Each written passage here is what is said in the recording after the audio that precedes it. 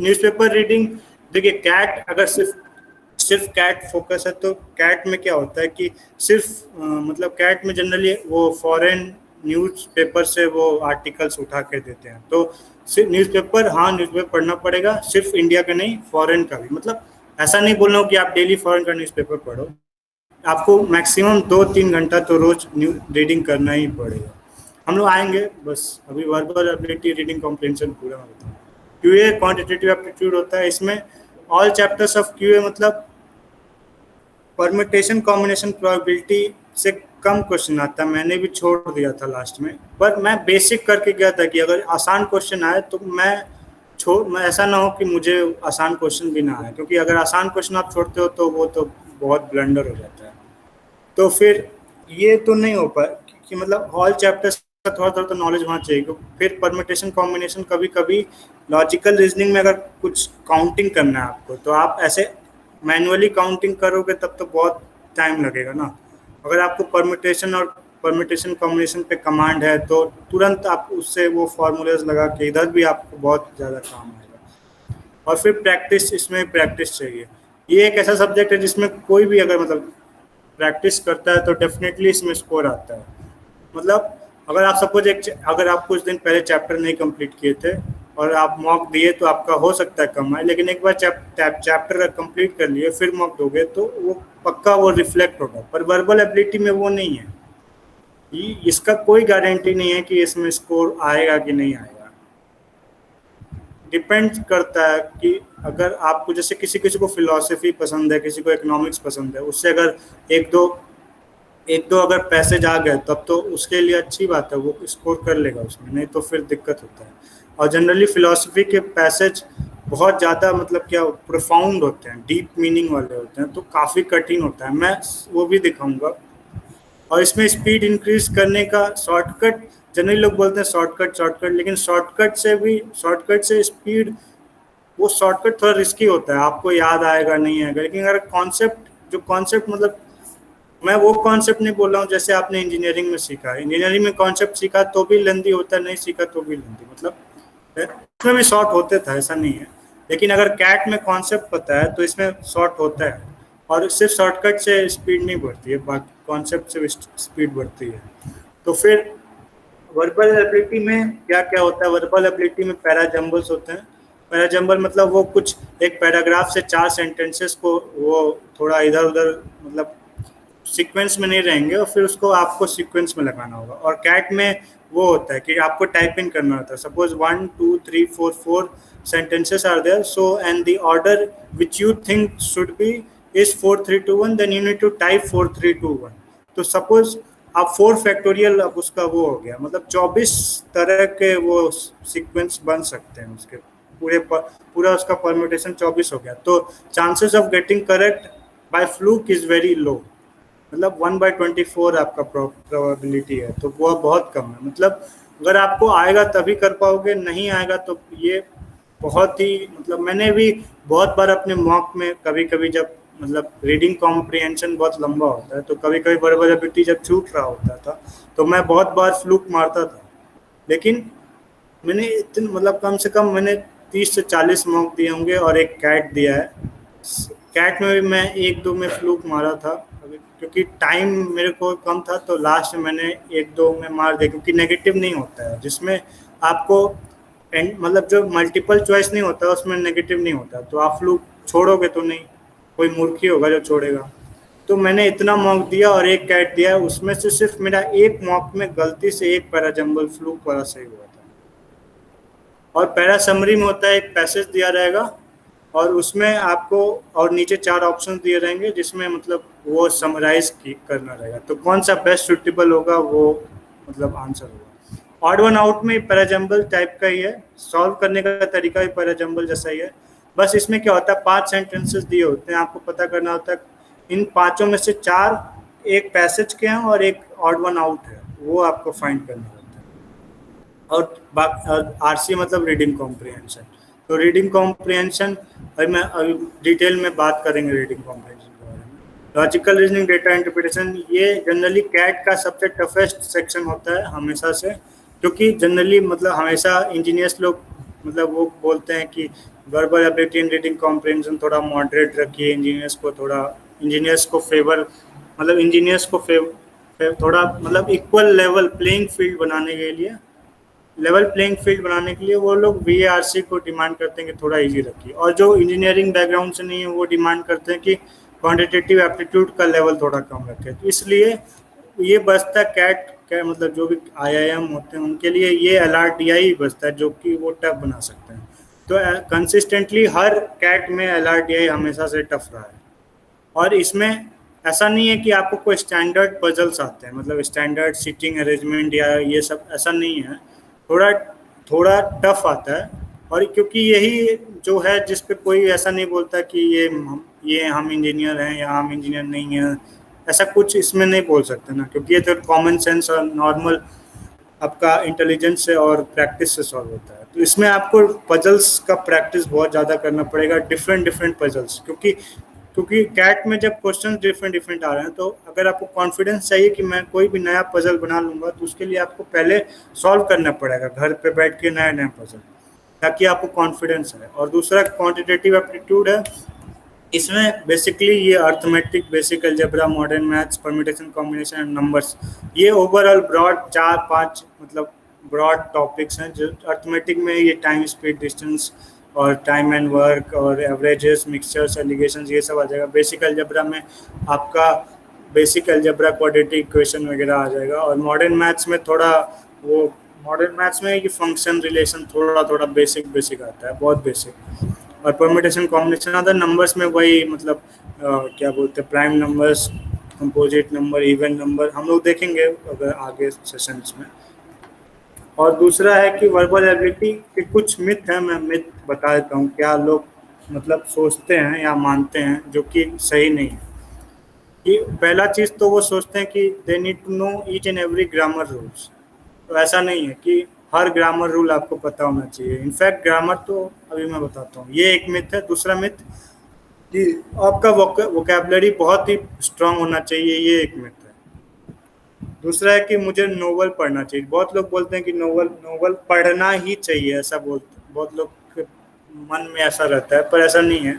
मैं बताता हूँ, पहले चीज़ तो ग्रामर तो आता ही नहीं है कैट। बेसिक ग्रामर और ग्रामर इंट्यूशन, मैं बोलता हूँ ग्रामर इंट्यूशन मतलब जैसे कि अभी मैं बोलूँ कि आई वर नॉट गोइंग, तो ये गलत है, आप साफ साफ बोल रहे हो, क्योंकि आई वॉज नॉट गोइंग या फिर आई विल नॉट गोइंग होगा। तो ये आपको कैसे मालूम चला कि ये गलत है? क्योंकि आप मतलब बचपन से सुनते आए हो आई वॉज गोइंग या आई विल बी गोइंग, ये होता है। तो आपको मैं जब बोला आई वर गोइंग, तो ये आपको पता चलेगा कि गलत है, क्योंकि आपने सुन रखा है। तो इसको मैं ग्रामर इंट्यूशन बोलता हूँ कि अगर आप बहुत ज़्यादा रीडिंग करते हो तो बाकी सारे रूल्स ग्रामर इंट्यूशन से ही कवर हो जाते हैं, आपको पढ़ते ही लगेगा कि हाँ इसमें कुछ तो गलत है। और फिर ग्रामर आता नहीं है कैट में, तो उतना चिंता करने की बात नहीं है। और अंडरस्टैंडिंग ऑफ वर्ड्स और वोकैबुलरी का ही है, वोकैबुलरी नहीं नीडेड है, क्योंकि understanding of words in context की ज़रूरत है, ना कि वोकैबुलरी की। बेसिक वोकैबुलरी इनफ है, और मैं बताऊंगा कि कैसे वोकैबुलरी मतलब कैसे करें, मैं वोकैबुलरी पे आऊँगा।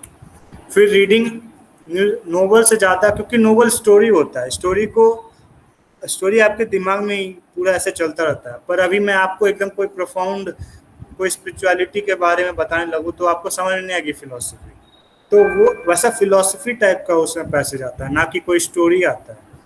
तो आपको आर्टिकल्स ही पढ़ने पड़ेंगे, articles from newspaper, magazines, foreign newspaper ज़्यादा इंपॉर्टेंट है, क्योंकि वो वहीं से आर्टिकल उठाते हैं।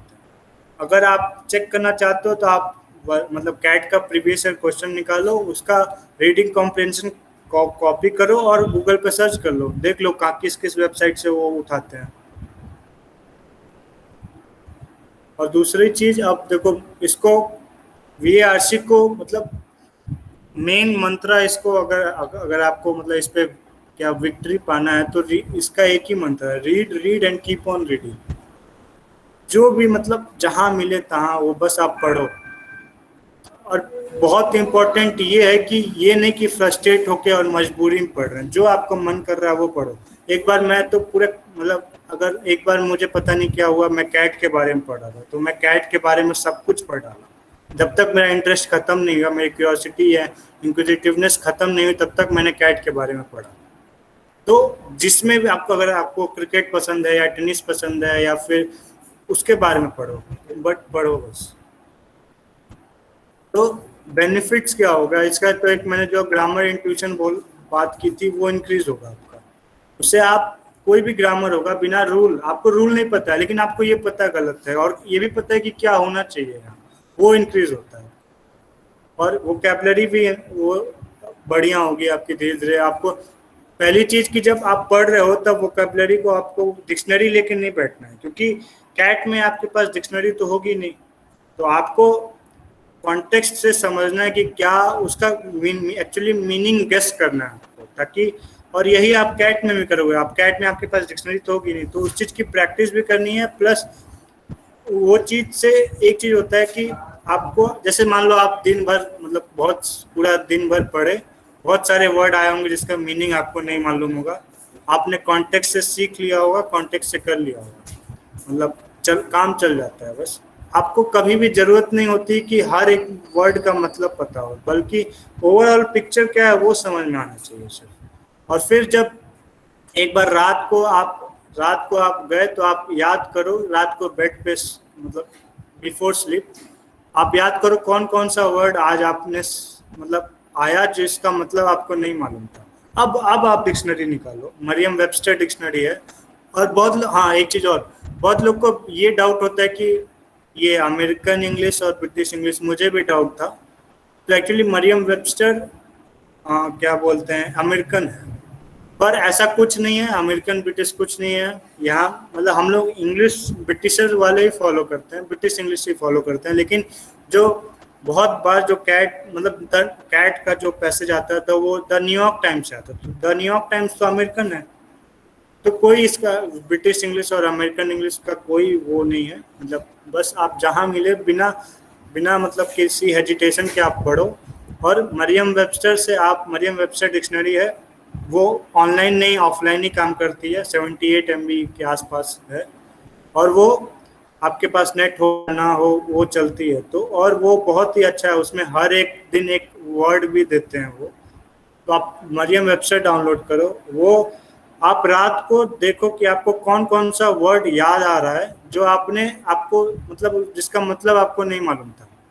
इससे क्या होगा कि मान लो आपको सपोज कोई वर्ड है, लेट्स से कुछ है, जैसे सपोज क्यूबिज्म है, CUBISM, तो क्यूबिज्म है, तो ये एक बार आया, आपको उस दिन रात को नहीं याद आया कि क्यूबिज्म करके मुझे सर्च करना है। एक बार फिर आएगा कभी, तो उस बार आप सर्च करोगे तो आपको ऐसा लगेगा, फिर एक बार और आएगा।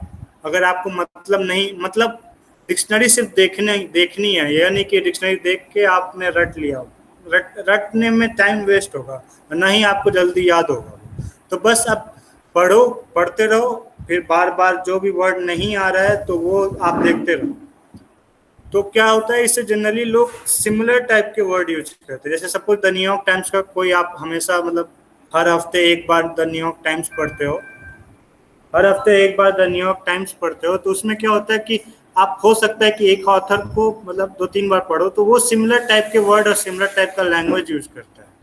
तो उससे क्या होगा कि आपको, अगर वो सपोज क्यूबिज्म, कोई ऑथर, किसी ऑथर ने क्यूबिज्म यूज किया है तो वो फिर यूज करेगा, अगर अगर अपने आर्टिकल में अगर आगे वो कभी क्यूबिज्म के उससे रिलेटेड बात करेगा तो फिर क्यूबिज्म के बारे में बात करेगा। तो फिर आपको अगर तब तक याद नहीं रहेगा तो फिर आप क्यूबिज्म सर्च करो। तो यही प्रोसेस है वोकैबुलरी को मतलब अच्छा करने का। और दूसरा एक बेनिफिट है कि रीडिंग स्पीड अच्छी होती है। रीडिंग स्पीड बहुत ही इम्पोर्टेंट है, क्योंकि पैसेजेस बहुत बड़े बड़े होते हैं। मैं अभी अपना एक्सपीरियंस लास्ट में एग्जाम का एक्सपीरियंस बताऊंगा, फिर सही अच्छा लगेगा। The comprehension skill, the comprehension skill ही सबसे इम्पोर्टेंट है, क्योंकि मैक्सिमम क्वेश्चन अगर नॉर्मल होता है 3 आवर्स का होता है, तो 32 क्वेश्चन में से 34 क्वेश्चन में से 24 क्वेश्चन आपके वो रीडिंग कॉम्प्रिहेंशन के ही होते हैं। तो रीडिंग कॉम्प्रिहेंशन और बाकी जैसे समरी हो गया, पैसेज हो गया, जो पैराजम्बल हो गया, वो सब में कॉम्प्रिहेंशन अच्छा होगा तो ही मतलब आप वो सॉल्व कर पाओगे। दूसरा चीज, कैसे पढ़े, क्या पढ़े। तो अगर आपके पास सपोज अभी 3-4 महीने में अगर आप मतलब 3-4 महीने में कैट देने वाले हो, तब आपके पास टाइम नहीं है अभी उतना एक्सप्लोर करने का, तो सिर्फ आप आर्टिकल्स पढ़ो, मैगजीन्स के आर्टिकल, न्यूज़पेपर के आर्टिकल्स, आगे बताइए। अगर सपोज आपके पास टाइम है तब नोवेल पढ़ो, और नोवेल तब पढ़ो जब आप मतलब बचपन से आपने कभी रीडिंग नहीं की है उतनी। तो नोवेल क्या होता है, नोवेल एक हैबिट ऑफ रीडिंग डालने के लिए बहुत अच्छा होता है, क्योंकि नोवेल स्टोरी होता है, आप एक बार उठाए, इंटरेस्ट आ गया तो फिर आप छोड़ोगे नहीं जब तक खत्म कर लोगे उसको। तो खत्म करने तक आप पढ़ते रहोगे, तो उससे वो आपको हैबिट हो जाएगा रीडिंग का। तो वही है मतलब कि अगर आपके पास टाइम है, मतलब आप अगर अगले 9 महीने या अगली बार देने वाले हो कैट, तब आप नोवेल स्टार्ट कर सकते हो।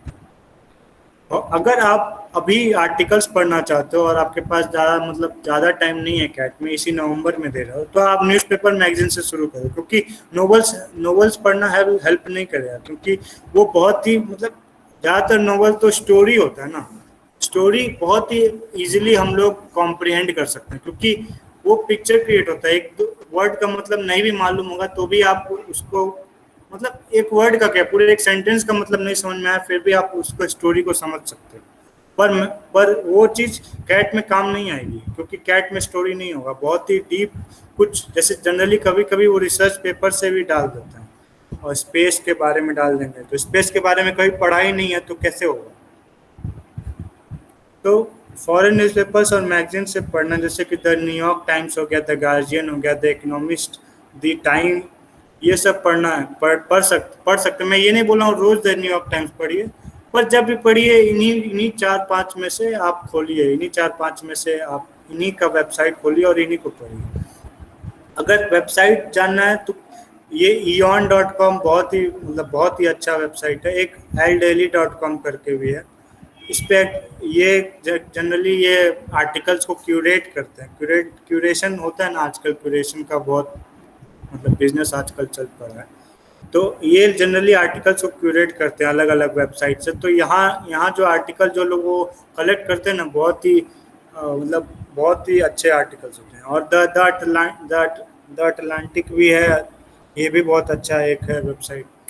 और इंडियन न्यूज़पेपर में भी the Hindu, the Indian express भी बहुत मतलब द हिंदू आप सिर्फ एडिटोरियल पढ़िए, न्यूज़ के लिए आप नॉर्मल कहीं इन शॉर्ट्स वगैरह डाउनलोड कर लीजिए। न्यूज़ पढ़ना है, लेकिन आपको न्यूज़ ऐसा सिर्फ हेडलाइंस नहीं जानना है, आपको उसका मतलब समझना है। सपोज अगर क्रैश हुआ कोई स्टॉक मार्केट तो क्यों क्रैश हुआ, किसी का शेयर नीचे गया तो क्यों नीचे गया। ब्रेंट उस बीच में जब कोविड आया था तो वो तेल माइनस हो गया था, एक्चुअली वो ऑयल नहीं माइनस हुआ था, वो ऑयल के फ्यूचर्स होते हैं ना, वो नेगेटिव में चले गए थे, ना कि तेल। सब लोग बोले तेल तेल, जो एक्चुअल में पढ़ा उसको पता हुआ कि ऑयल का दाम नहीं नेगेटिव गया था, वो ऑयल फ्यूचर्स होता है उधर यूएस में, ब्रेंट क्रूड होता है, वो सब नेगेटिव में गया था, ना कि ऑयल गया था। तो ये सब बेसिक आपको मतलब इंटरव्यू में हेल्प करेगा। जब अगर आपने कैट निकाल भी लिया तो फिर बहुत कम टाइम होता है उसमें, ऐसा नहीं होगा कि आपको सारे अचानक से सारे इंटरनेशनल अफेयर्स और सारी इकोनॉमी और सब कुछ सब कुछ समझ में आने लगेगा। तो वो स्लो प्रोसेस है, बहुत स्लो प्रोसेस है, तो धीरे धीरे आपको डेवलप करते रहना पड़ेगा। फिर अगर आप जैसे मतलब अगर अभी अभी कुछ दिन पहले ही स्टार्ट किया है रीडिंग, तो अगर और आपके पास टाइम है, मतलब कैट नहीं दे रहे हो, तब आप ये सब बुक्स पढ़ सकते हो। जैसे सिडनी शेल्डन का बहुत ही क्या बोलते हैं, बहुत ही स्टोरी बहुत फास्ट होता है, बहुत थ्रिलिंग होता है और बहुत ही मस्त स्टोरी होती है। तो अगर आप एक बार उठाओगे तो आप ख़त्म ही करके मानोगे। तो वैसा तो उससे क्या होगा कि आपको आदत होगी बैठ के पढ़ने की, या फिर मतलब एटलीस्ट रीडिंग स्टार्ट करने का ये प्रोसेस है। इफ़ टुमारो कम्स पढ़ सकते हो सिडनी शेल्डन का, या टेल मी योर ड्रीम्स पढ़ सकते हो, या फिर खालिद हुसैनी की 3 किताब है, ये मैंने पढ़ी इसलिए मैंने लगाया, बाकी तो मैंने नहीं पढ़ी है।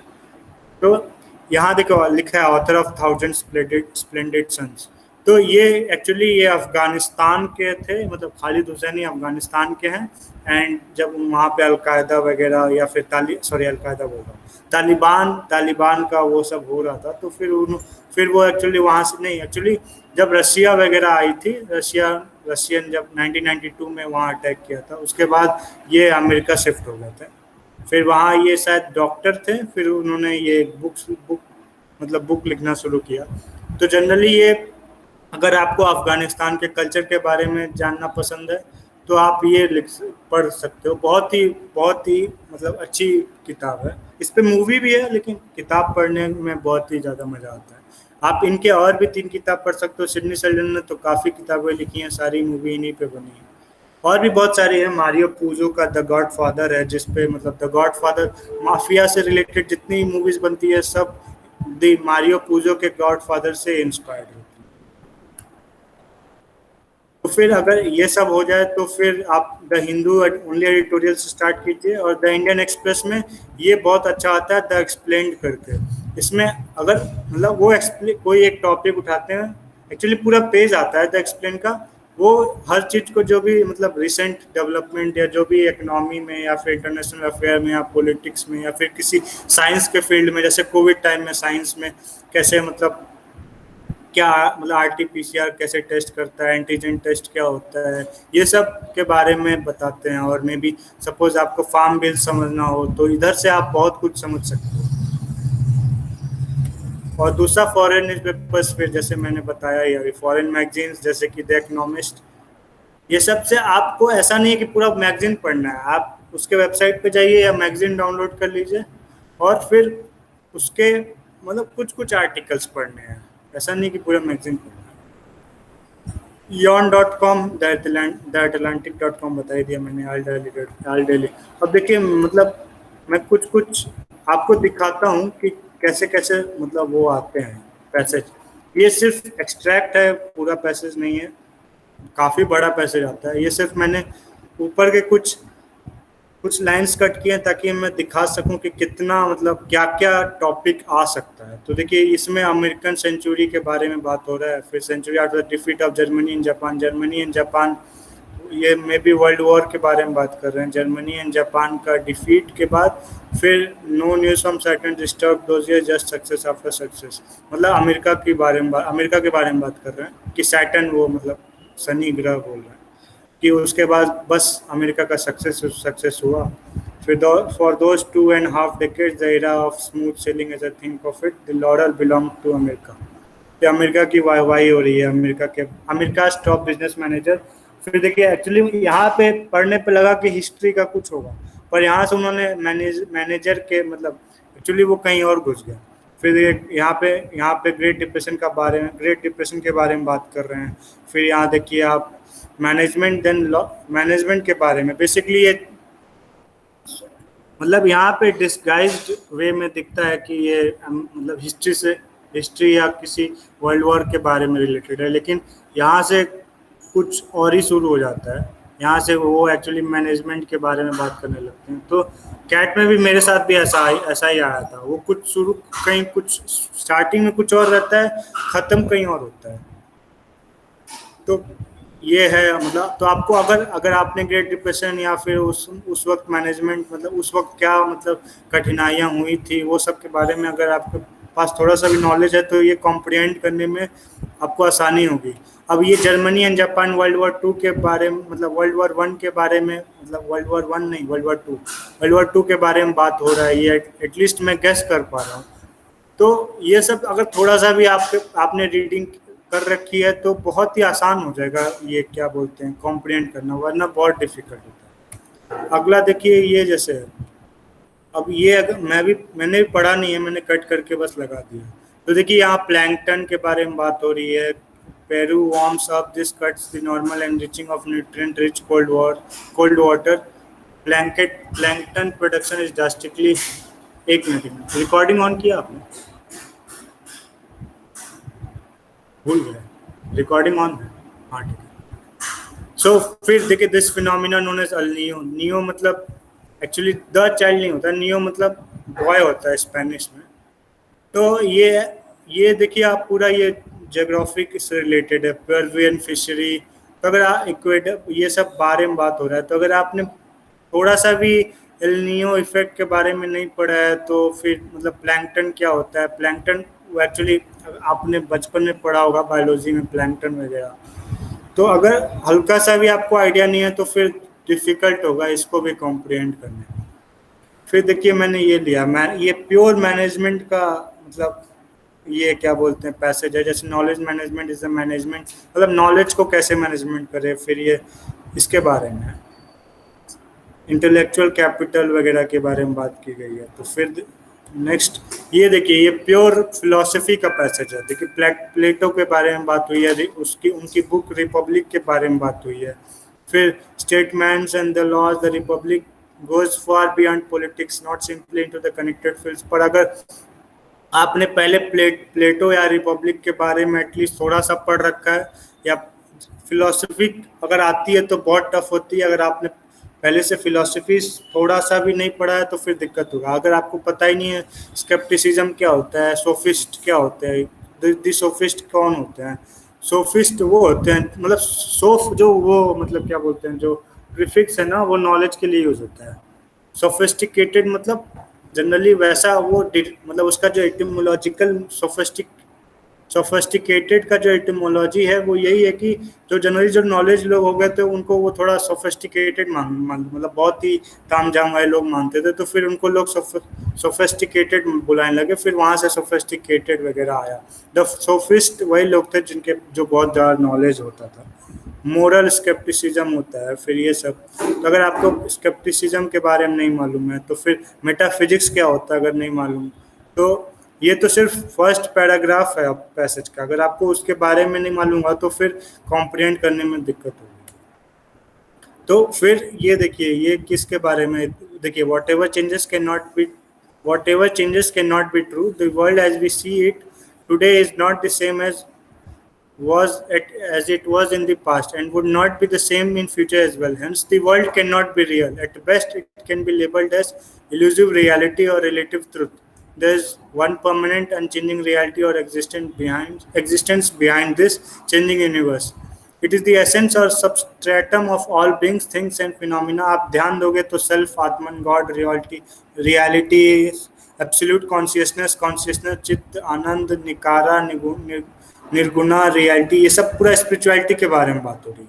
अगर आपको हल्का से भी आइडिया नहीं है ये सब चीज़ों के कॉन्शियसनेस का, आपको मतलब पता नहीं है कॉन्शियसनेस क्या होती है या चित्त क्या होता है, हल्का सा भी बेसिक आइडिया ब्लिस क्या होता है, एग्जिस्टेंस, ब्लिस, एब्सोल्यूट, इन सब के बारे में हल्का से भी आइडिया है तो बहुत डिफिकल्टी हो गया आपको मतलब। तो फिर क्या करना है कि जनरली आपको मतलब हर एक फील्ड का बेसिक मतलब सब कुछ थोड़ा थोड़ा पता होना चाहिए।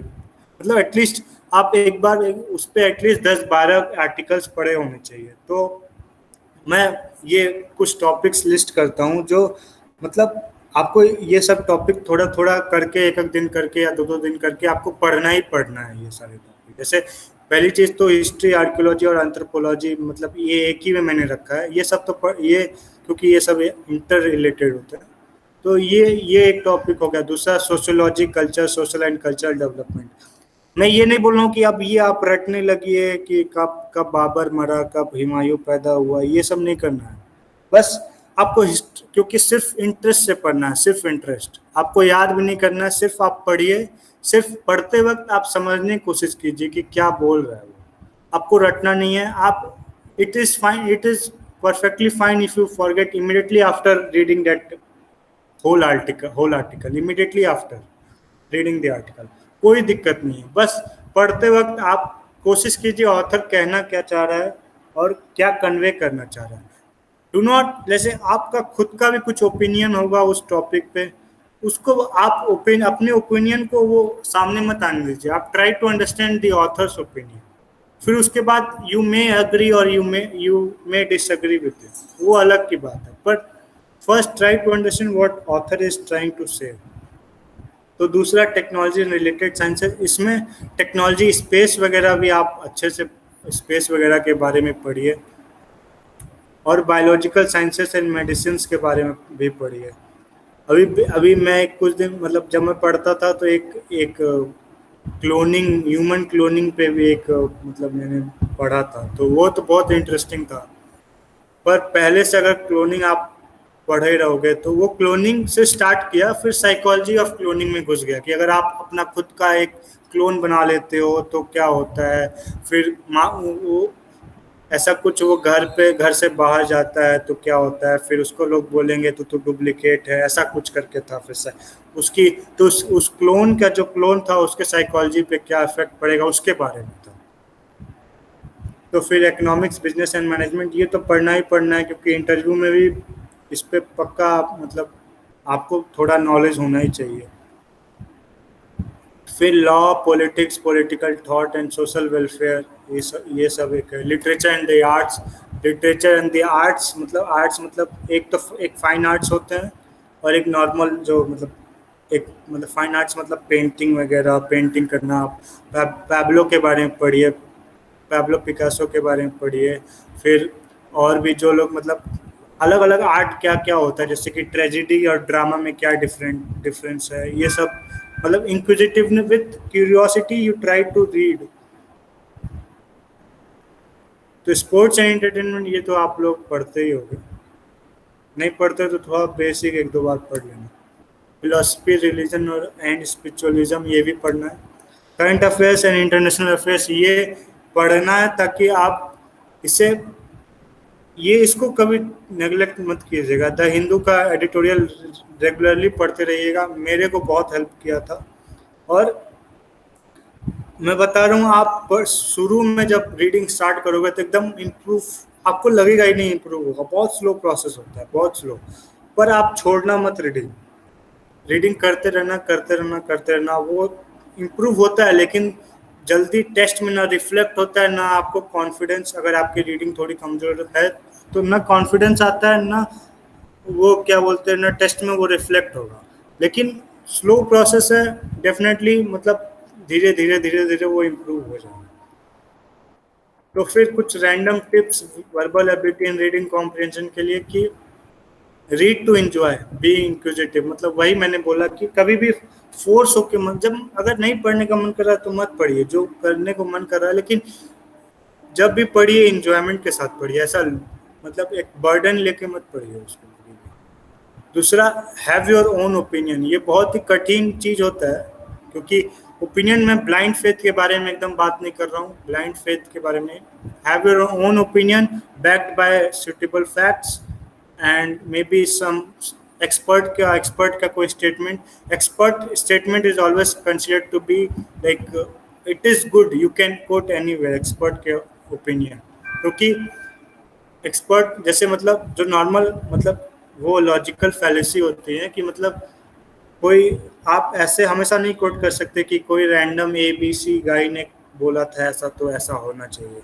कोई एक्सपर्ट है, जैसे इकोनॉमिक्स की बात, अगर इकोनॉमी की बात हो रही है तो जैसे आप कोट कर सकते हो रघुराम राजन को कोट कर सकते हो, आप स्वामीनाथन को कोट कर सकते हो। अब कोई आप किसी जो कोई इकोनॉमिस्ट नहीं है उसको कोट करके आप नहीं बोल सकते।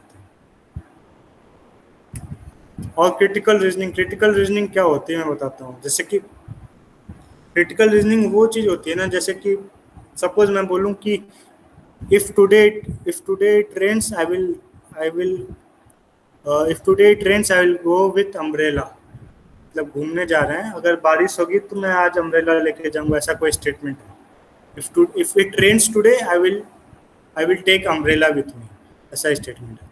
तो अगर अम्ब्रेला ले गया है तो हम लोग नहीं बोल सकते कि बारिश हो रही है, क्योंकि मे बी बारिश होगी तब अम्ब्रेला ले जाएगा।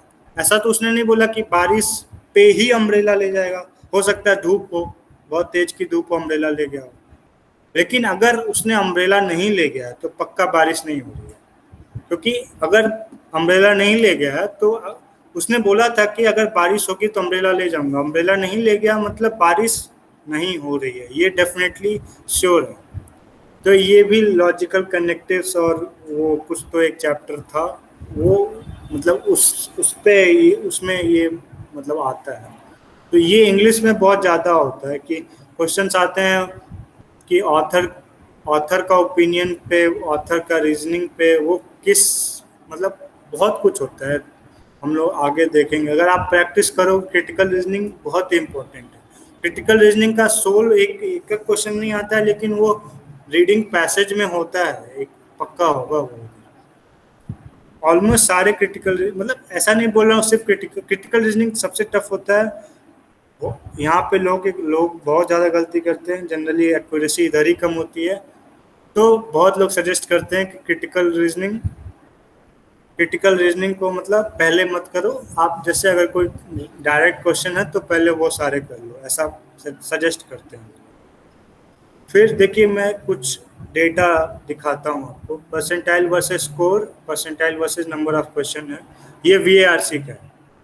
तो लगभग आप देखेंगे कि 99.99 के लिए ये तब का स्कोर है जब 3 आवर्स का होता था, जब पेपर 100 नंबर का होता था, 100 नहीं 102 नंबर का होता था। तो ये 89 स्कोर किया है, 99.9 परसेंटाइल। 89 मतलब approximately some like 88 point some percentage, मतलब परसेंटेज बराबर ही होगा, थोड़ा सा कम होगा क्योंकि 102 है ना। 100 आता तो एग्जैक्ट परसेंटेज ही होता, पर 102 है तो थोड़ा सा कम होगा। तो मतलब 89% मार्क्स पे 99.9 आता है। पर आप ये देखो कि ये आप देखो यहाँ यहाँ देखो, यहाँ टॉपर हमेशा कंसिस्टेंटली वही लोग किए हैं जिसने 84% अटेम्प्ट किया है। पर यहाँ देखो आप, ये मतलब कि इस बार पेपर थोड़ा टफ हुआ, तो टॉपर लोग ने कर लिया जिनका इंग्लिश बहुत अच्छा था, पर बाकी नहीं कर पाए।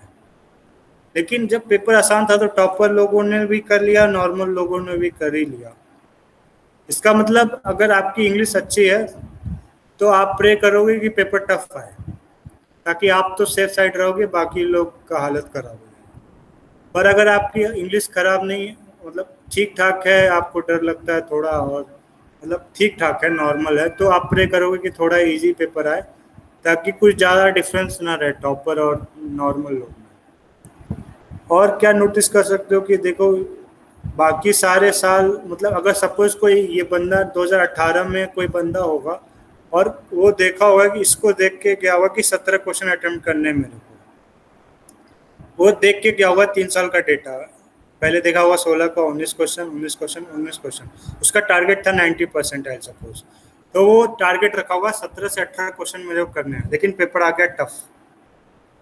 तो अब वो क्या करेगा, वो 11 ही क्वेश्चन किया होगा, लेकिन 11 या 13 क्वेश्चन कर चुका होगा, लेकिन वो प्रेशर में आ जाएगा, उसको डर लगेगा अरे यार मेरा 90% भी नहीं आ रहा, उसको ये समझ ही नहीं आएगा कि पेपर टफ आया है, क्योंकि उसने कभी देखा समझा ही नहीं कि क्यों इधर 17 क्वेश्चन पे 90% आया, कि पेपर इजी था।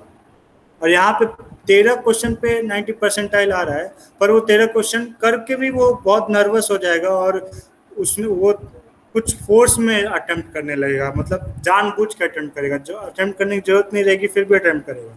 वो 17 क्वेश्चन अटेम्प्ट करेगा और उसके 4 या 3 गलत हो जाएंगे, तो वो 13 माइनस फिर इधर 11 के आसपास हो जाएगा। 90% का परसेंटाइल आ रहा था उसे, पर वो अपनी अपनी गलती की वजह से कम कर दिया। उल्टा भी हो सकता है। मेरे केस में क्या हुआ था कि मैं अभी बताता हूँ, क्वांट में बताऊंगा, ठीक है। अब एल आर टी आई आपको पता ही है कि इसका बेसिक मंत्र यही है कि solve as many different types of question as possible and increase your skill of selecting right sets by giving notes. इसमें दिक्कत यही होता है, 8 सेट होते हैं, मतलब जनरल जब 3 आवर्स का होता है 8 सेट्स होते हैं, इसमें से कि अगर आप 4 5 4 अभी देखेंगे, अभी आगे ऐसा ही जैसे मैंने अभी दिखाया वैसे आगे है, तो पता चल जाएगा कि कितना क्वेश्चन करना चाहिए। फिर मैं ये नहीं बोलूँगा कि आपको यही दिमाग में रखना है कि 12 क्वेश्चन अटेम्प्ट करना है तभी मेरे को इतना परसेंटाइल आएगा, क्योंकि it depends on the paper. Paper आसान आया तो आप 12 क्वेश्चन करके बैठे हो, मस्त खुश हो गए कि 12 क्वेश्चन मैंने कर लिए, पर इतना आसान है कि 90 परसेंटाइल वाला भी 15 16 क्वेश्चन करके आया, फिर फिर दिक्कत हो जाएगी।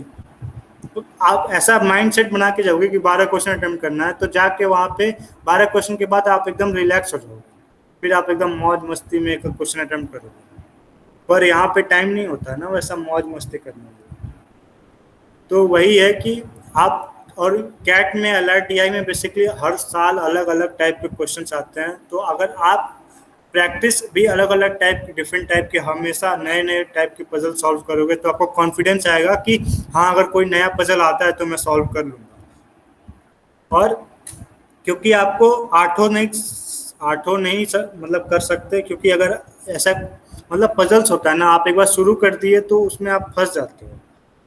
तो इसलिए सेलेक्टिंग राइट सेट्स बहुत ज़्यादा इम्पोर्टेंट हो जाता है, क्योंकि आप फंस नहीं सकते किसी एक पजल में। और वो बहुत वो होता है कि अगर सपोज आप एक कोई पजल सॉल्व कर रहे हो, आप उसमें 5 मिनट दे दिए, अब आप छोड़ ही नहीं पाओगे उसको। ये इंटेलिजेंस की बात ही नहीं है, ये इमोशन की बात है कि आप छोड़ नहीं पाओगे। आप छोड़ वहाँ उसको समझना पड़ेगा कि यहाँ पे छोड़ना ही सही है, कब छोड़ना नहीं है। तो इसलिए मैं बोल रहा हूँ कि अगर आपने सही सेट चूज कर लिया तो आप कर लोगे।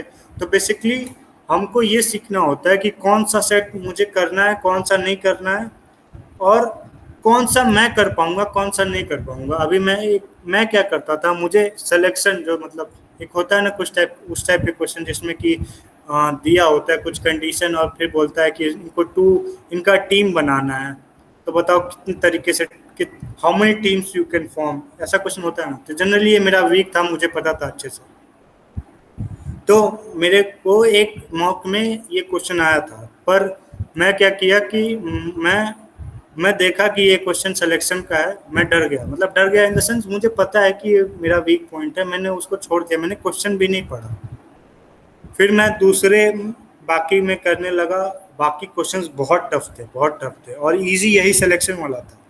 मेरे को मॉक के बाद पता चला कि सबसे इजी यही था। तो समझिए आपका वीक पॉइंट कोई हो सकता है, कोई चैप्टर कोई टॉपिक वीक हो सकता है, पर जरूरी नहीं है कि आप, ऐसा नहीं है ना वीक है तो आप कुछ सॉल्व ही नहीं कर सकते उस टॉपिक से। ऐसा तो है नहीं आसान। पर तो इसका मतलब है कि अगर वीक टॉपिक से भी क्वेश्चन है तो आप पढ़िए उसको, देखिए कि क्वेश्चन इजी है या टफ है, तो तभी आपको जाके मालूम चलेगा। तो और सर, आप अगर अगर आप में से किसी ने मॉक दिया एक बार भी कैट का, तो आपको बहुत अच्छे से पता होगा कि सिलेक्शन ऑफ राइट सेट्स कितना इम्पोर्टेंट है। क्योंकि आप मतलब सपोज 1 घंटे का टेस्ट है, तो कभी कभी ऐसा भी होगा कि आपका आधा घंटा निकल जाएगा, एक भी क्वेश्चन नहीं अटेम्प्ट हुआ रहेगा। जिसने मॉक नहीं दिया उसको बहुत ये ऐसा लग रहा होगा, लेकिन जिसने मॉक दिया है ना उसको पता होगा। हो सकता है ऐसा कभी कभी होता भी है कि आधा घंटा निकल जाए और एक भी क्वेश्चन ना अटेम्प्ट हो। आप बस मतलब इतना इजी नहीं आता, वो बहुत टफ आता है। मतलब बहुत टफ इन द सेंस, अगर आपने प्रैक्टिस नहीं किया तब टफ लगेगा आपको। पर अगर आपने प्रैक्टिस किया है, प्रैक्टिस इन द सेंस, पहले जल्दी से आप बेसिक जो स्टैंडर्ड क्वेश्चंस होते हैं वो कंप्लीट कर लीजिए, और फिर आप उसके बाद अलग अलग टाइप के पजल सॉल्व कीजिए, तभी वो जाके कॉन्फिडेंस आएगा कि कोई पजल आए मैं सॉल्व कर दूँगा। फिर इसमें टूल्स क्या यूज कर सकते हैं, अगर आपने कोई कैट का क्वेश्चन एलआरटीआई से रिलेटेड सॉल्व किया है तो आपको पता होगा कि जो थिंकिंग प्रोसेस सुडोकू में यूज होती है उसी टाइप का ऑलमोस्ट, मतलब मैं बोलूँगा कि बहुत सारे ऑलमोस्ट 50% ऑफ क्वेश्चंस में उसी टाइप की थिंकिंग आपको यूज करनी होती है। तो सुडोकू सॉल्व करना बहुत ही ज़्यादा मतलब हेल्पफुल होता है। मैं भी करता था। मेरा स्पीड अच्छा नहीं था, उतना अच्छा नहीं था, पर स्पीड नहीं इम्पोर्टेंट है, सॉल्व करना इम्पोर्टेंट है। स्पीड नहीं इम्पोर्टेंट है, वो थिंकिंग प्रोसेस डेवलप करना इम्पोर्टेंट है, ना कि स्पीड। स्पीड भी इम्पोर्टेंट है, पर अगर स्पीड नहीं आ रही है तो परेशान होने की जरूरत नहीं है, बस प्रैक्टिस करते रहिए और सुडोकू सॉल्व करते रहिए। जब भी फ्री टाइम हो, सपोज कहीं ट्रैवल कर रहे हो, सुडोकू सॉल्व करो, या फिर पढ़ते पढ़ते थक गए हो तो सुडोकू सॉल्व करो। फिर कैलकुलेशन स्पीड भी बहुत फास्ट होनी चाहिए। फास्ट इन द सेंस, इसके बहुत सारे शॉर्टकट्स होते हैं। मैंने बताया भी था कुछ सेशन में कि एडिशन ऑफ 2 डिजिट नंबर्स बहुत ही ज़्यादा इम्पोर्टेंट होते हैं, क्योंकि बहुत बार ऐसे होता है कि कोई पजल है जिसमें कि नंबर ऑफ स्टूडेंट्स दिया है और फिर उसका कुछ तो कुछ वो पूछेंगे, तो वो नंबर ऑफ स्टूडेंट्स हमेशा 2 डिजिट या एटलीस्ट 102 103 ऐसे ही होता है।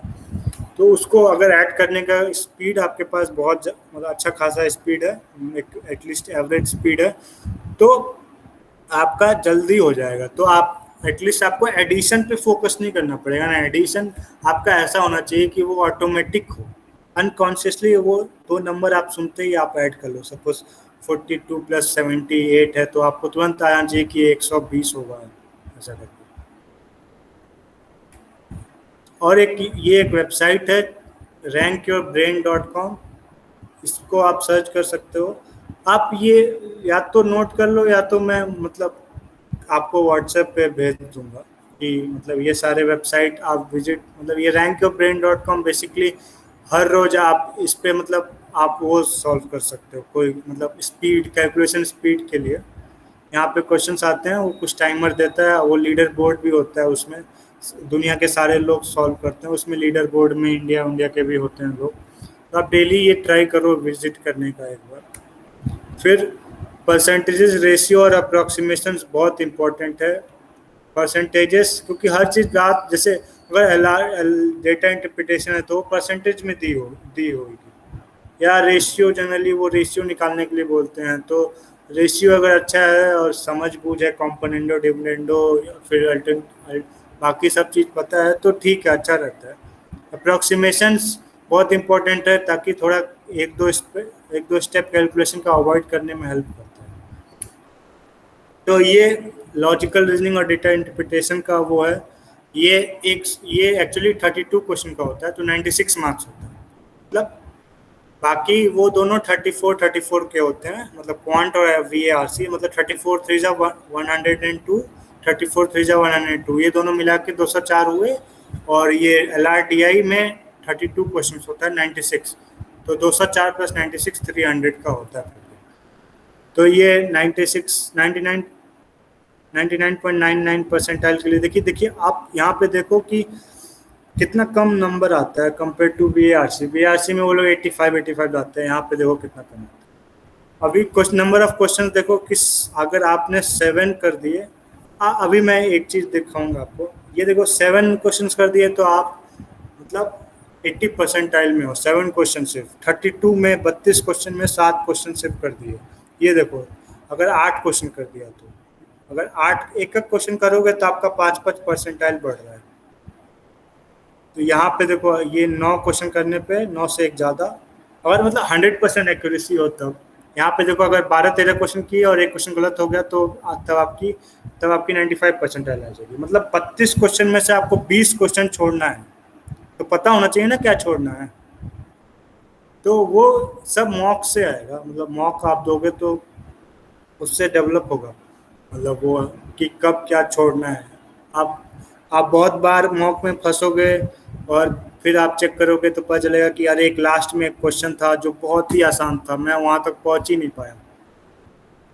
तो फिर पता चलेगा कि अरे मेरे को ये क्वेश्चन छोड़ देना चाहिए था, तब पता चलेगा कि हाँ, कि मतलब क्वेश्चन छोड़ना कितना इम्पोर्टेंट है। ये देखो ये 13 क्वेश्चन अटेम्प्ट किया है, मतलब अटेम्प्ट किया होगा 14-15, एक गलत हो गया तो ये कुछ 40 मार्क्स पे आया होगा।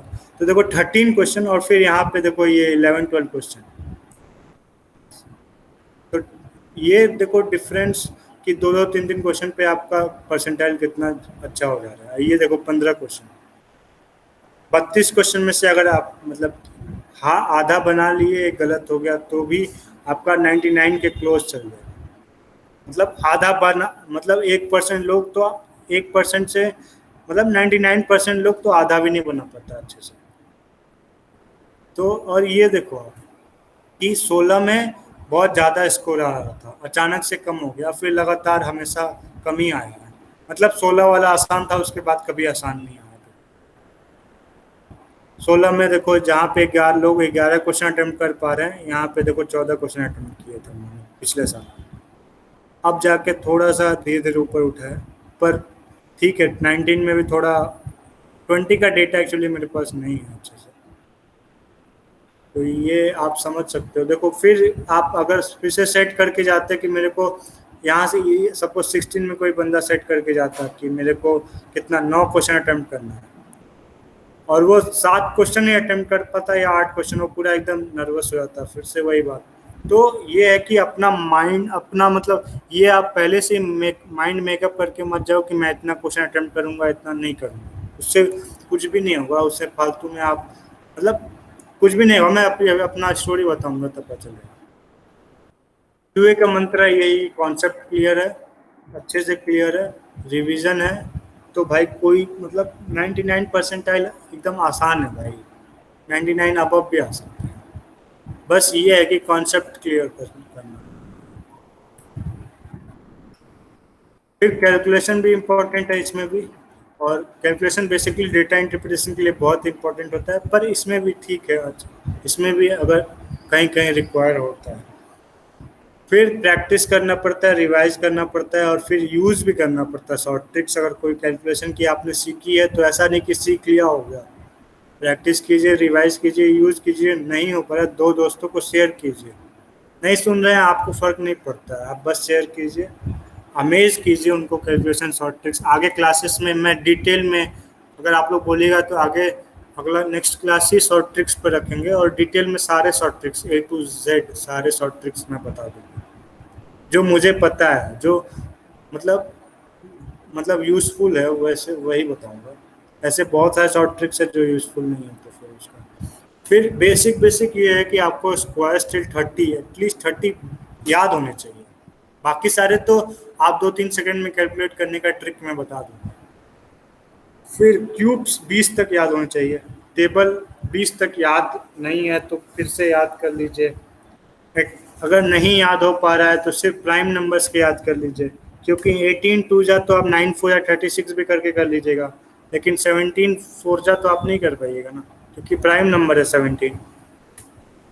तो एटलीस्ट अगर 20 तक नहीं भी याद कर पा रहा है तो 13 का 17 का 19 का और 23 का याद कर लीजिए। और रेशियो परसेंटेज कन्वर्जन जिसको नहीं मालूम है मैं बता दूंगा आगे आने वाले क्लासेस में, जिसको मालूम है अच्छी बात है। फिर रैंडम टिप्स जो मतलब क्यूए के लिए बहुत इंपॉर्टेंट है, कि आपको थॉट प्रोसेस डेवलप करना है, ना कि इक्वेशन। इक्वेशंस डेवलप करते थे हम लोग 8th क्लास में, और ये बेसिकली अर्थमेटिक के लिए ये है।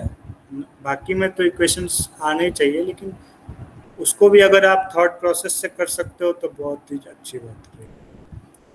और ये try to solve without pen, कुछ कुछ क्वेश्चन नहीं हो पाएगा, जैसे ज्योमेट्री है तो उसमें हो सकता है कि आपको थोड़ा ड्रॉ वगैरह करना पड़े, लेकिन बाकी अगर आप ट्राई करेंगे विदाउट पेन, पेन लेके ही मत बैठिए ना, मोबाइल में पीडीएफ में क्वेश्चन सॉल्व कीजिए तो फिर अच्छा रहेगा लाइट ऑफ करके।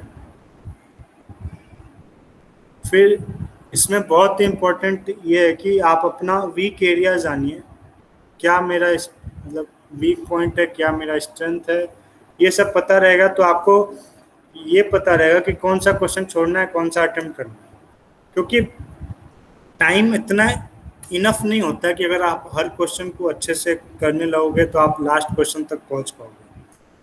तो आपको अपने अनुसार आपका पर्सनल वो होगा, अपना पर्सनल एनालिसिस करके आपको पता चलेगा कि कौन सा क्या स्ट्रेंथ है, क्या वीक है, ताकि एटलीस्ट कोई वीक है और अगर आसान क्वेश्चन नहीं है तो छोड़ना रहता है उसको तुरंत।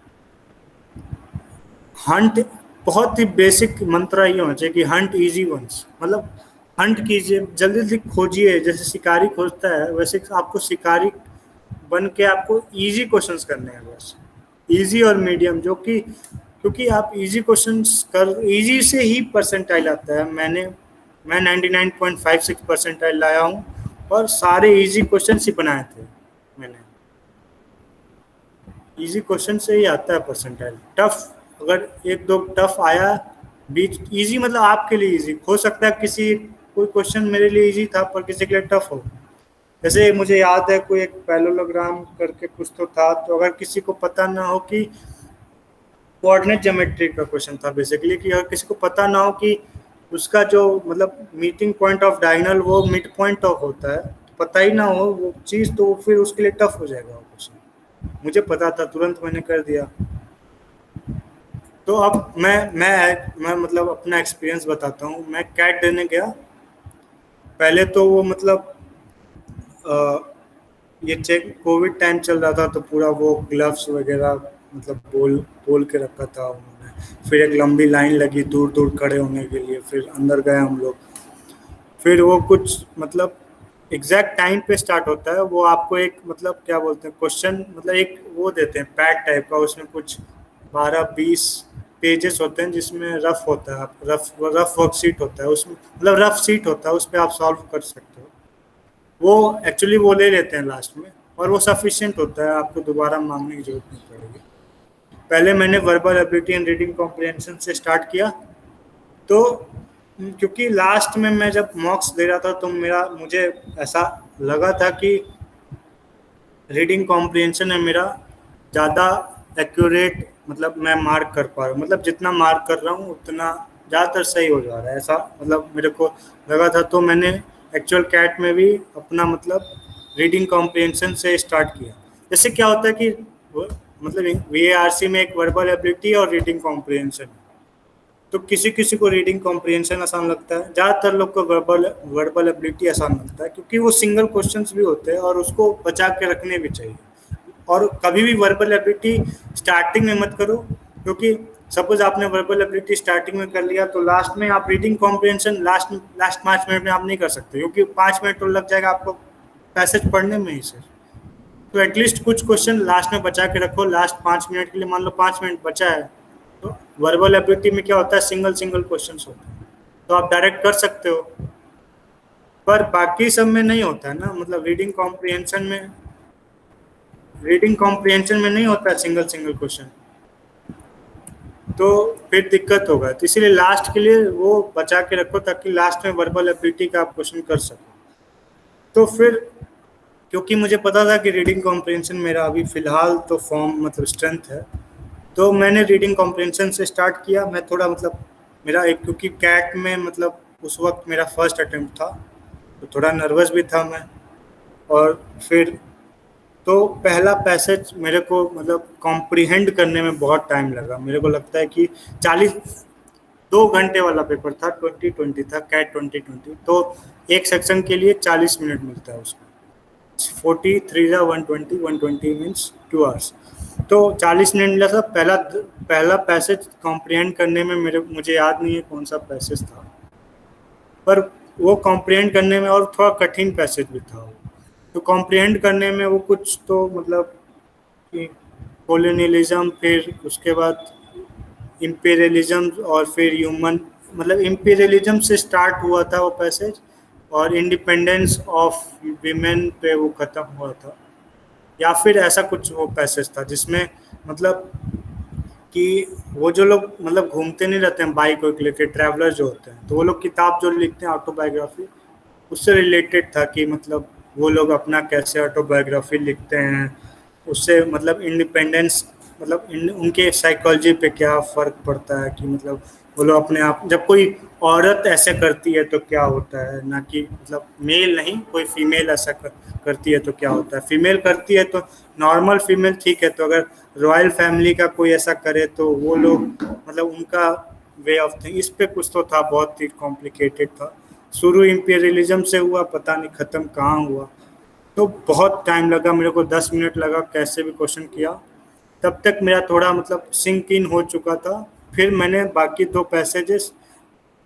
पैसेजेस किए, मतलब बहुत स्पीड में पढ़ा मैं। वो बाकी दो पैसेजेस करते करते शायद मेरे को मतलब ये पहला ही पैसेज ही पढ़ने मेरे को 10 मिनट लग गया। फिर क्वेश्चंस करने में 5 मिनट, तो 15 मिनट तो ऐसे ही चले गए। मेरे बचा 25 मिनट में मतलब मैंने लास्ट मतलब 5 मिनट से पहले, पाँच नहीं मतलब हाँ 5 मिनट के आसपास या 4 मिनट के आसपास बचा होगा, मतलब 15 से 16, मतलब 15 मिनट खत्म हो गए तो बचे कितने, 25 में से 4 घटाए तो 21 मिनट में मैंने दो दो पैसेजेस किए 21 मिनट में क्वेश्चंस के साथ। वो थोड़ा इजी थे तो मैं जल्दी जल्दी पढ़ लिया। फिर एक पैसेज छोड़ दिया मैंने और फिर वर्बल एबिलिटी पे गया, कुछ किया, कुछ जो जो मतलब जिसमें नेगेटिव नहीं था उसमें फ्लूक मारा, कोई सही होता नहीं है वो सब। तो फिर उसके बाद ओवरऑल मतलब मेरे को याद है कुछ 13 करेक्ट हुआ था, 13 करेक्ट हुआ था और 2 गलत हुआ था। तो कुछ 39 - 2 ऐसा कुछ 36 के आसपास मार्क्स आया था, परसेंटाइल 96 परसेंटाइल था। तो फिर उसके बाद मैं इंग्लिश के बाद LRDI आता है। LRDI थोड़ा पैटर्न चेंज हुआ था इस बार। जनरली क्या होता है, 4-4 क्वेश्चन के सेट्स आते थे। इस बार क्या हुआ कि दो छः छः क्वेश्चन के सेट्स थे और 3-4 क्वेश्चन के सेट्स थे। तो मैं सोचा कि क्योंकि 6 क्वेश्चन वाला ट्रैप हो सकता है, मैं सोचा ऐसा कि 6 क्वेश्चन वाला ट्रैप हो सकता है, क्योंकि तुम सोचेगा कि अरे कर लेता हूँ, 10 मिनट से ज़्यादा, 10 मिनट तुम ट्राई किया, तुम सोचेगा कि अरे 2 मिनट और दे देता हूँ, एक बार अगर ये क्रैक कर दिया तो 6 क्वेश्चन एक ही बार में कर दूंगा मैं। तो वो मैं सोचा कि ये ट्रैप हो सकता है, इसमें तुम लोग मतलब लालच, मतलब because of your greed you will fixed on that question and you will not move on करना बहुत मुश्किल है। तो ये सोच के मैंने डिसाइड किया कि मैं सिक्स मतलब छः मतलब जो 6 क्वेश्चन के सेट्स हैं वो तो मैं पहले नहीं करने वाला। और दूसरा बात मैंने मतलब वो सोचा कि ऐसा कोई सेट हो जो मतलब थोड़ा स्टैंडर्ड से रिलेटेड हो, तो पहले वो किया जाए, क्योंकि न्यू सेट ट्राई करना, यू डोंट नो कि मैंने थोड़ा कम प्रैक्टिस किया था, मेरी गलती थी, पर यू डोंट नो कि मतलब हो पाएगा नहीं हो पाएगा। पहली बात, हमेशा न्यू टाइप के थोड़े पजल्स आते हैं, तो आपको पजल समझने में ही टाइम लगता है कि किस टाइप का पजल है।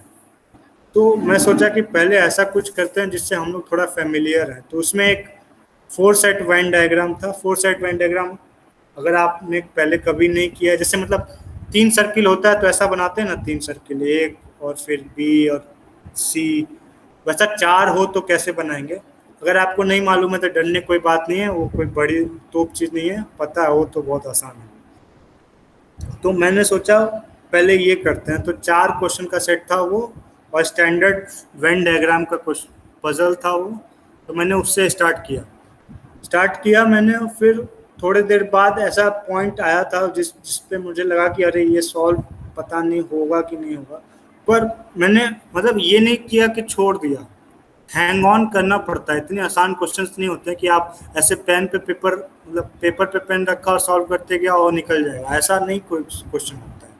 अगर एकदम प्रैक्टिस नहीं है तब तो, और मेरा प्रैक्टिस थोड़ा, क्योंकि मेरा मतलब मैंने बताया ना कि कौन से शुरू किया था मैं, मुझे बाद में पता चला कि वर्बल एबिलिटी मतलब verbal ability VARC requires lot of time.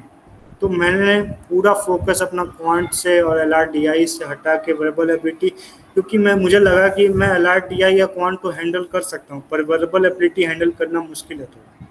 तो मैंने पूरा अपना फोकस वर्बल एबिलिटी और रीडिंग कॉम्प्रिहेंशन पे लगा दिया। तो थोड़ा मतलब प्रैक्टिस नहीं कर पाया था मैं। तो फिर LRDI, तो मतलब वो मैं वेन डायग्राम एक पॉइंट पे लगा कि नहीं हो पाएगा, पर आपको उस वक्त रुकना पड़ेगा, हैंग ऑन देयर, और फिर आप ट्राई करो, थोड़ा सोचना तो पड़ेगा, ऐसा नहीं होगा कि स्ट्रेट फॉरवर्ड आ जाएगा। तो उधर रुका थोड़ी देर, मतलब 2 मिनट 1 मिनट एक्स्ट्रा लगा हुआ, आ गया आंसर। फिर उसके बाद मैं सोचा कि चलो अब एक मतलब 2 छः क्वेश्चन वाले थे और 2 4 क्वेश्चन मतलब 4 क्वेश्चन वाले थे। तो फिर मैं वो 4 क्वेश्चन मतलब पे गया, दूसरे 4 क्वेश्चन पे, 4 क्वेश्चन वाले पे सेट पे।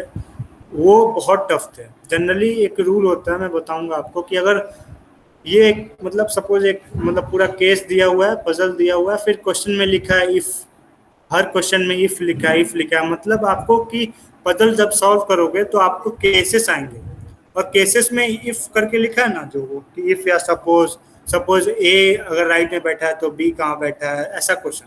तो उससे पता चल जाता है, वो एक तरीका होता है पता करने का कि ये सेट थोड़ा मुश्किल हो सकता है। इसमें आप बनाओगे तो एक डेफिनेट आपका पजल सॉल्व नहीं होगा, बल्कि 3 4 या 2 3 केसेस आ सकते हैं।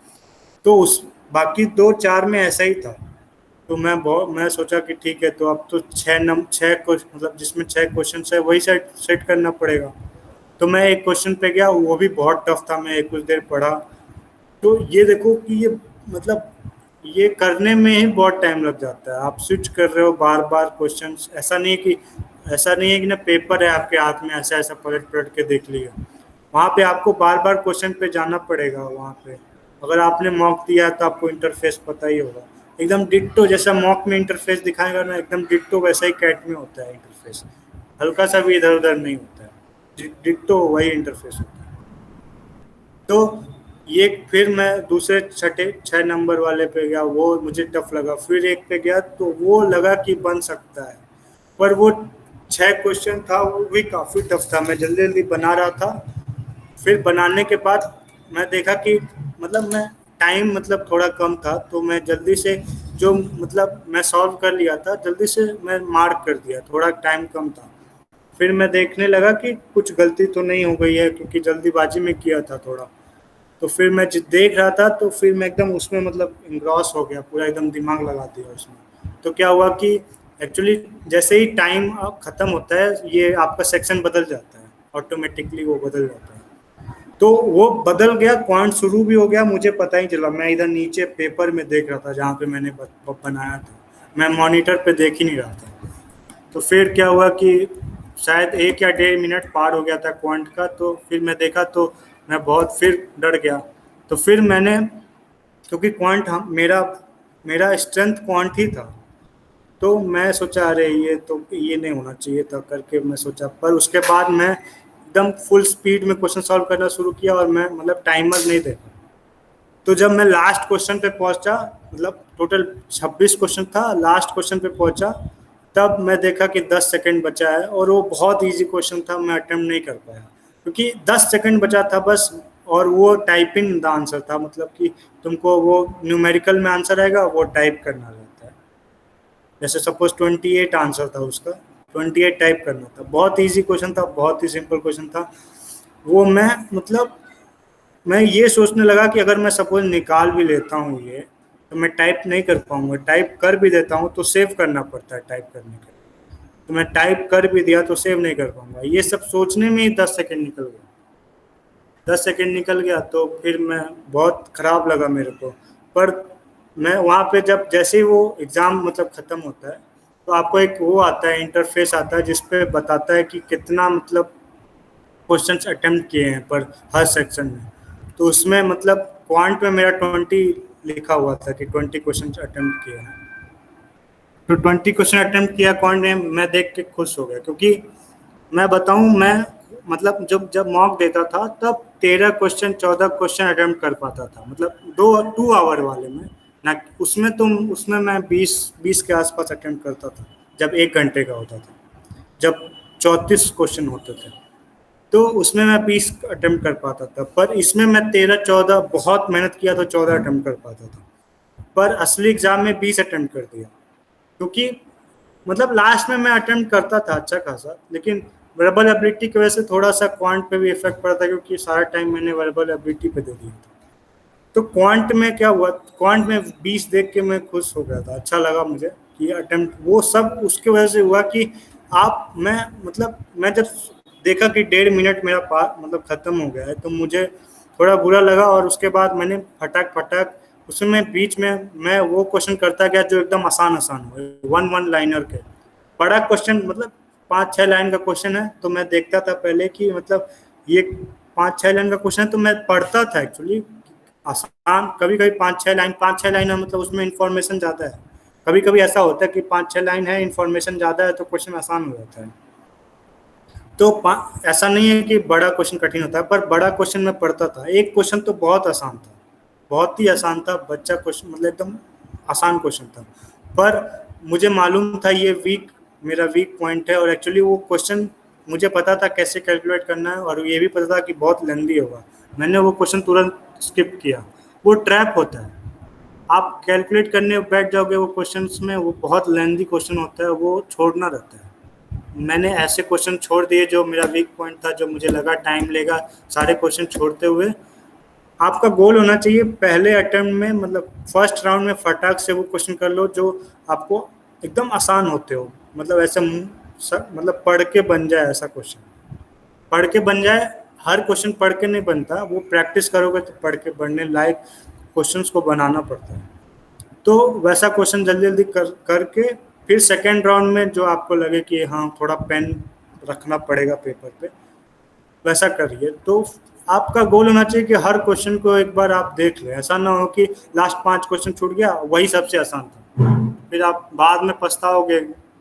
आप फिर बाद में पछताने से कुछ फ़ायदा नहीं ना।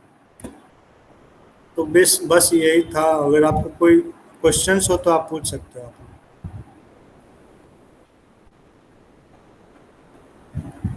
अनंत। शक्ति कुछ पूछना है तेरे को? नहीं नहीं नहीं। कैसा लगा? ये अरे हाँ, तो क्लास कल से होगा ना शुरू? हाँ, क्लास कल से होगा। ठीक है। देख मैं क्वांट क्वांट एकदम पढ़ा दूंगा पूरा, और BA verbal ability in reading comprehension और एलआरडीआई लॉजिकल रीजनिंग और डेटा इंटरप्रिटेशन में कोई भी कहीं, देख एलआरडीआई तो बेसिकली तेरा इम्प्रूव होगा सिर्फ और सिर्फ मॉक देने से।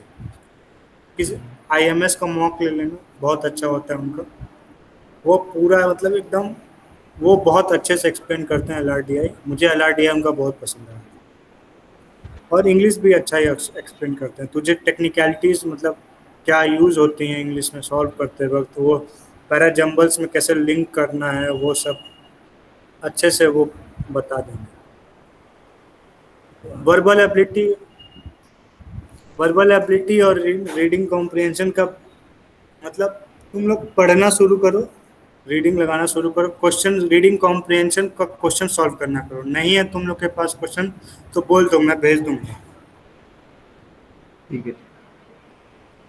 और कुछ जैसे लिंक उंक है, रीडिंग लिस्ट वगैरह भी मैं भेज दूंगा, कि अगर मतलब खोजने में दिक्कत होती है, टाइम वेस्ट होता है, तो मैं रीडिंग लिस्ट बना के अलग अलग टॉपिक का रीडिंग लिस्ट भी मैं भेज दूंगा। अभी क्योंकि तुम लोग का कितना नवंबर में देना है, तो इतना ज़्यादा महीना तो तुम लोग बुक्स नोवेल वगैरह तो ये अवॉइड करो, बस द हिंदू पढ़ना, मतलब द हिंदू पढ़ना ही पढ़ना डेली। उसके सुबह द हिंदू पढ़ो, द इंडियन एक्सप्रेस अगर पढ़ पाते हो, नहीं मिलता है टेलीग्राम से डाउनलोड कर लो, टेलीग्राम पे सब the Hindu the Indian express सब आता है। और फिर और फिर रात को तुम बाकी वेबसाइट्स वगैरह पढ़ लो। और द हिंदू पढ़ने से कॉन्सेप्ट्स को समझने की भी कोशिश करना, क्योंकि फिर इंटरव्यू में बहुत मतलब वो हेल्पफुल होगा। और पहले ये बाकी चीज में अनंत को हमेशा बोलता था कि मतलब क्या मतलब पता कर कि कौन सा तुझे पसंद आ रहा है स्पेशलाइजेशन, क्योंकि इंटरव्यू में तुम्हें दिखाना होता है कि तुम रियली जेन्यून इंटरेस्ट है तुम्हारा टूवर्ड्स मैनेजमेंट। और मैनेजमेंट भाई तुम मतलब अगर देखना है मैनेजमेंट का पावर, तो मतलब सपोज तुम अगर फाइनेंस लेता है, तो इन्वेस्टमेंट बैंकिंग अगर जाता है तुम, तो सपोज तुम्हारे तुम्हारे मीटिंग्स होती है, तुम अगर आइडिया अच्छा देता है, तो तुम्हारे आइडिया आइडिया वो न्यूज़पेपर में अगले दिन सुबह आता है, उसकी वजह से स्टॉक मार्केट हिल सकता है, इतना पावर होता है इन्वेस्टमेंट बैंकर के।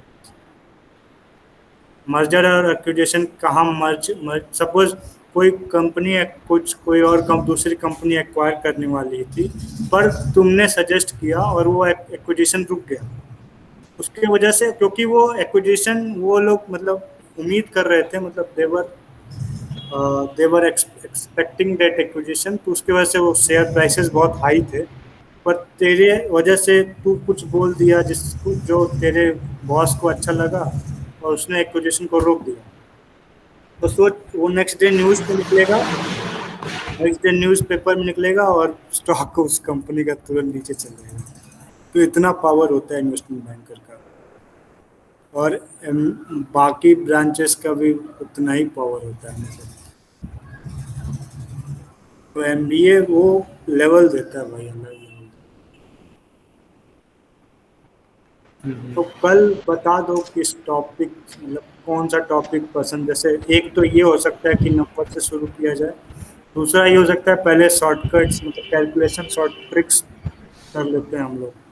तो जैसा आप लोग बोलो वैसा कल मैं उसके अकॉर्डिंग मतलब पीपीटी बना लूँगा। तो इसके लिए अलग ग्रुप बनाया गया है या उसी में डाल दें? अरे तुम लोग ग्रुप बना के मेरे को ऐड कर दो, बस कुछ करना नहीं है। ठीक वो लोग एक दो लोग अगर एक्स्ट्रा एक है, मेरी बहन मतलब बहन की दोस्त है, तो अगर वो आएगी तो मैं बोल दूंगा उसको ऐड कर देना। ठीक। और रिकॉर्डिंग स्टॉप। और शक्ति भाई कुछ बताओ भाई, मतलब ऐसा नहीं मतलब सर वर मत मानना, बस भाई समझना।